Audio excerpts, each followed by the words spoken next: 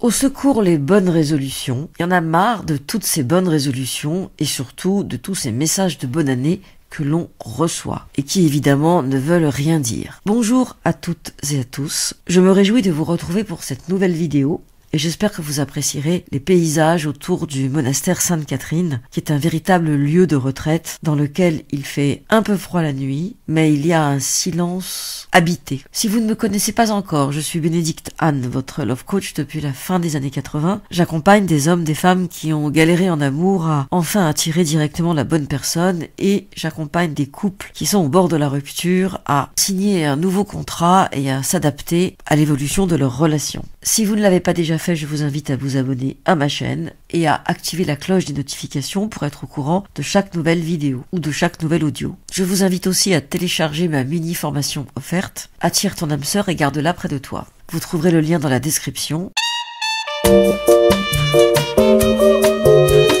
Arrête avec les bonnes résolutions. Pourquoi est-ce que cette année tu ferais mieux que l'année passée? Pourquoi est-ce que tu ferais mieux que les autres mois de l'année passée? Pourquoi est-ce que tu cesserais de procrastiner? Et est-ce que tu crois vraiment que ton besoin de consolation sera différent? Non, le besoin de consolation est ontologique et t'accompagnera jusqu'à ton dernier souffle. La nouvelle année, en fait, provoque l'illusion d'un nouveau départ. Un peu comme un couple qui veut se donner une seconde chance, qui efface tout, qui repart à zéro, comme si c'était possible. Et le paradoxe, c'est qu'on a pourtant besoin de cette illusion. Sinon, on déprime. Si tu n'avais pas l'espoir que tout allait changer cette année, notamment en amour, franchement, à quoi ça sert de vivre si c'est pour revivre toujours et toujours les mêmes échecs, les mêmes galères, les mêmes tristesses, les mêmes vagues d'angoisse et les mêmes charreaux qui te racontent les mêmes histoires à 2 balles, les mêmes ghostings, les mêmes stratégies pathétiques. Ça donne pas envie. Pourquoi? Parce que si tu regardes bien, le sabotage n'a pas d'horaire. Déjà, ton cerveau ne fait pas la différence entre le passé et le présent. Donc quand tu vis une situation pourrie et que tu es tout à coup en souffrance, avec l'ascenseur du temps, tu te retrouves propulsé dans l'enfance et ton cerveau, lui, croit que tu as 3 ans alors qu'en fait, tu viens de vivre la situation. Mais lui, comme il ne fait pas la différence, il te sent en danger et comme il ne veut pas qu'il t'arrive des bricoles, il va te protéger avec le système de défense d'autrefois. Et si tu crois que en janvier 2024, ton cerveau va remettre les pendules à l'heure et faire la différence entre le passé et le présent, tu te trompes.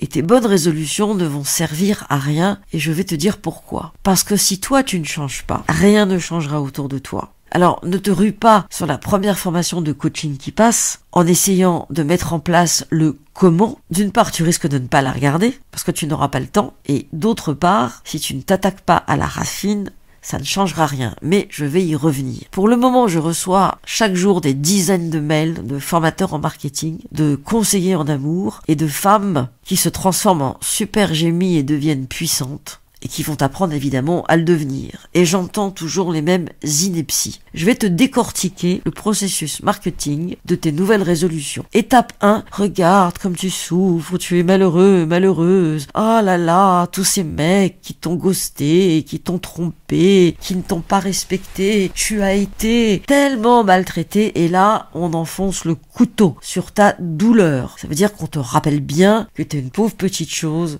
qui n'est pas heureuse et rappelle-toi bien comment tu souffres, parce que moi, je vais t'apporter la promesse. Et ça, c'est l'étape numéro 2. Imagine un monde où tous les hommes seraient à tes pieds, où tu n'aurais qu'à te pencher pour choisir celui qui te convient. Imagine-toi piédestalisé dans l'entreprise. Imagine ton patron, ton N+2 qui te dit tout à coup on a besoin de vous et qui t'offre le job de tes rêves. Et là, on va vraiment insister sur la promesse qui est imagine-toi dans un monde merveilleux de Disney. Tu veux l'avoir, ce monde merveilleux de Disney? Tu veux devenir Pocahontas? Tu veux créer le business de tes rêves? Eh bien oui, tu vas l'avoir, ce rêve. Il suffit de le vouloir et tu sais comment tu vas faire? Tu vas payer. Achète ceci, achète cela et tu seras quelqu'un de libre. Tu seras un homme dans son pouvoir, dans ses coronesses, tu seras une femme puissante, tu seras un être charismatique, tu auras le job de tes rêves, tu auras le partenaire de tes rêves, la fonction de tes rêves. Et tu seras enfin quelqu'un d'heureux. Soyons clairs, je ne dis pas que toutes les formations sont pourries, j'en achète moi-même un certain nombre, et quand je prends le temps de les suivre, souvent elles m'aident. Mais là, on est en train de te vendre du rêve, et notamment que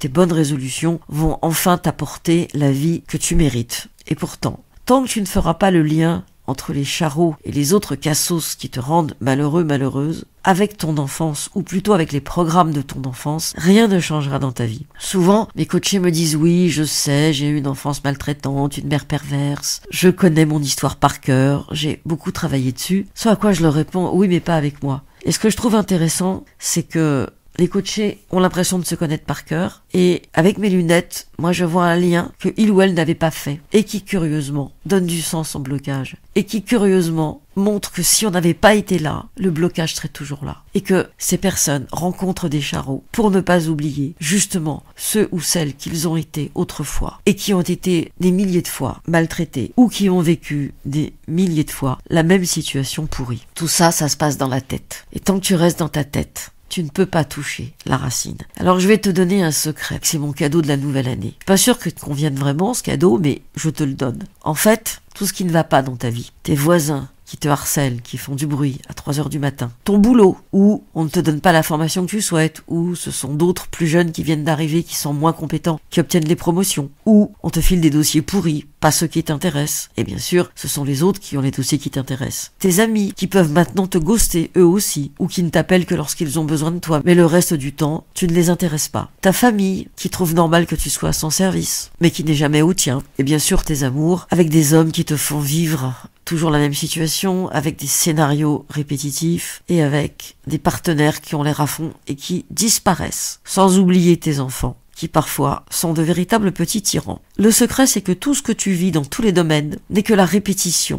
de ce que tu as connu autrefois. En fait, c'est comme si tu te débrouillais pour te traiter par procuration, à savoir à travers les événements que tu vis, comme tu l'as été autrefois par les personnes qui t'ont élevé. Et je dis bien les personnes qui t'ont élevé parce que ça peut être tes parents, des éducateurs, un frère ou une sœur aînée, une grand-mère, voire des parents adoptifs. Et si autrefois tu étais la grande oreille, celle qui contenait les angoisses des personnes que tu écoutais, alors aujourd'hui tu es devenu le confident, la confidente idéale. La personne qu'on appelle le soir pendant 1 heure pour se plaindre et qui écoute, au lieu de s'occuper d'elle. Si autrefois tu étais programmé à régler les conflits, alors aujourd'hui tu vas soutenir un partenaire caractériel qui t'en fait voir de toutes les couleurs, un patron caractériel ou un membre de ta famille caractériel. Et le pire, c'est quand tu as un enfant Caligula. Caligula, c'est une pièce de Camus que je te conseille de voir ou de lire. Et l'enfant Caligula, c'est l'enfant despotique dont je t'ai parlé tout à l'heure. Alors il n'est pas forcément Caligula par excès, il peut l'être par défaut, mais j'ai beaucoup de coachés qui ont des enfants qui, passés 20 ans, sont des poids très lourds à porter, tellement lourds que finalement, elles n'ont pas de temps pour leur propre vie. Si autrefois tu étais le vilain petit canard, aujourd'hui tu vas te faire maltraiter. Il y aura écrit sur ton front « Abusez-moi Milord, abusez-moi Milady ». Au fond, c'est très simple. C'est le poids que tu as porté autrefois qui va aujourd'hui s'incarner, se matérialiser dans des situations concrètes de ta vie. Oui, ça a l'air simple, mais lorsque tu es dedans, tu ne vois rien. Et c'est tout à fait normal et c'est tout à fait humain. Souvent, tu vis des situations directes. Dans tes amours, le gars te ghost, l'autre est infidèle. Dans ton boulot, tu deviens la tête de turc ou celle qui a toujours les congés les plus pourris parce qu'elle n'a pas d'enfants, donc ce sont les personnes qui ont des enfants qui bénéficient évidemment des congés qui sont intéressants. Encore que partir hors saison, ça peut avoir son charme,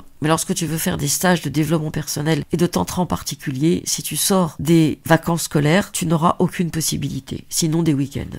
Et bien sûr, les pressions directes, tu les as à travers la famille quand tu es au service. Dans le genre indirect, on a aussi le plombier qui va t'arnaquer parce que t'es une femme, le banquier qui va te faire des placements qui sont intéressants pour lui parce qu'il touche une prime, mais pas pour toi. Le vendeur en électroménager qui va être payé par le fabricant et va évidemment te conseiller le fabricant qui lui donne la meilleure prime, etc., etc. Alors, les résolutions ne changeront rien à ta situation et aux personnes qui t'abusent de manière directe ou indirecte. Mais, et ça c'est la bonne nouvelle, tu peux te faire une promesse en attendant. Et une promesse que toi, tu vas tenir, une promesse à toi. Et cette promesse est très simple, ne fais plus rien qui ne te fasse pas du bien. Je ne suis pas en train de t'expliquer que tu vas décider d'arrêter de boire par exemple, ou que tu vas décider de ne plus faire ceci, ou de ne plus faire cela. J'ai un de mes livres qui s'appelle « C'est décidé, j'arrête d'être célibe ». C'est pas moi qui ai choisi le titre, c'est l'éditeur. Quand tu vois j'arrête d'être célibe, ok, ça a été une mode à une époque de dire j'arrête de boire, j'arrête de me faire du mal. Mais concrètement, tu peux pas arrêter d'être célibe comme ça. Tu dois déjà dans un premier temps ne plus vivre des situations pourries qui sont condamnées et qui font que tu vas finir célibe. Donc qu'est-ce que je vais t'inviter à faire pour cette nouvelle année? Je vais t'inviter à faire le contraire de ce qu'on te dit. Ne fais pas une liste des bonnes résolutions, je vais faire ceci, je vais faire cela, j'irai au sport, boire avec le week-end, je me coucherai tôt, je me lèverai tôt, je méditerai tous les matins, je ferai attention à ce que je mange, je reprendrai des études. Non, moi, je vais te demander d'oublier ces listes à l'après-vert et de me faire la liste des situations d'abus que tu vis au quotidien. Par exemple, j'apporte le café à mes collègues alors qu'on est au même niveau. Par exemple, je m'occupe des courses de ma mère alors que je vis à 1 heure quand ma sœur habite à côté. Et bien sûr, ne le fais jamais. Par exemple, je me laisse tyranniser par mon enfant. Et là, tu mets évidemment les endroits où ton enfant te tyrannise et tu vas décider que tu ne lui donneras plus son argent de poche s'il n'a pas fait ceci, ceci et cela. Tu verras, ça marche très bien. Par exemple, tu cesses de coucher avec des hommes qui te traitent d'oie blanche ou de filles pas branchées, ou qui te disent que tu es ringarde parce qu'aujourd'hui, on couche d'abord, on discute ensuite. L'exemple semble un peu caricatural, mais si tu savais le nombre de coachés qui, après avoir bu 3 piña coladas, se retrouvent dans le lit d'un homme, toute amoureuse, toute frétillante, et après s'étonne de se faire ghoster. Donc, tu m'écris la liste de toutes les situations d'abus que tu vis. Et ensuite, progressivement, tu vas cesser de les accepter ou de les reproduire. Tu vas donc écrire cette liste et tu vas en prendre 3 qui sont les plus importantes. Tu vas commencer la première semaine, donc à partir de maintenant, à changer quelque chose dans cette situation. Tu vas avoir 3 étapes. Identifier, décortiquer le mécanisme. La deuxième étape, c'est la réaction. Est-ce que tu y vas de manière directe et frontale? Je ne ferai plus ceci.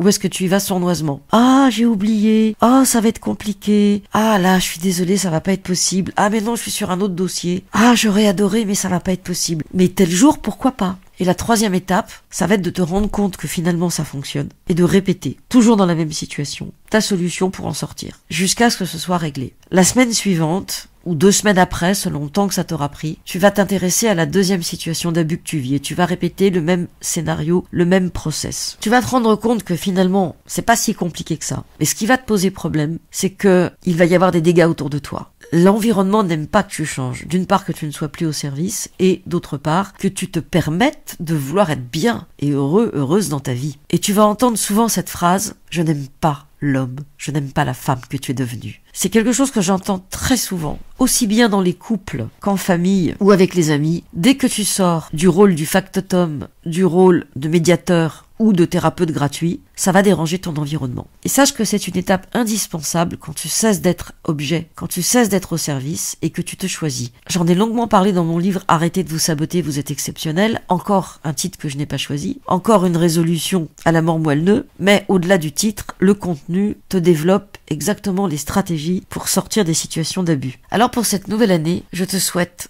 de cesser de te faire abuser. Et lorsque tu auras cessé de vivre des situations d'abus dans tous les domaines de ta vie, tu vas enfin laisser la place à autre chose. Cette autre chose, ça peut être une relation amoureuse, ça peut être un job qui correspond à tes attentes, ça peut être une relation apaisée et pacifiée avec une famille qui te respecte enfin, ou une distance réelle parce que ta famille est toxique. Dans certains cas, quand on te crache dessus, quand on est dans le déni, quand les alliances continuent à se faire contre toi, dans certains cas, il ne te suffira pas de lâcher prise. Il faudra sans doute que tu prennes de la distance. Et là encore, tu auras toute la famille contre toi. Tout le monde va s'appeler, il y aura le téléphone arabe pour te signifier que tu n'es plus le bienvenu tant que tu n'es plus au service. C'est une étape indispensable, je te l'ai dit, et tu ne pourras pas en faire l'économie. Maintenant, est-ce que tu veux te choisir ou est-ce que tu préfères être choisi? Et quand je dis être choisi, et ça veut dire être choisi parce que tu as acheté l'autre. Et donc tu n'es pas choisi en fait. Tu es toléré, accepté en échange de quelque chose. Dis-moi, est-ce que toi tu as déjà vécu ce type de situation? Est-ce que tu es déjà passé par là? Est-ce que tu as découvert qu'on ne t'aimait que lorsque tu payais, que tu achetais, que tu t'écrasais, que tu écoutais, que tu acceptais par exemple des pratiques sexuelles qui ne te convenaient pas?